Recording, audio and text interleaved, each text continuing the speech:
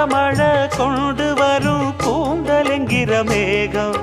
ஜாடையில ஏத்திவிடும் தாகம் என்கிற மோகம்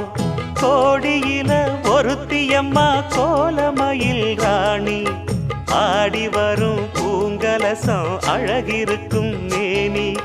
தேர் நடந்து தெருவில் வரும் ஊர்வலமா ஊருலகில் அவளை போல பேர் வருமா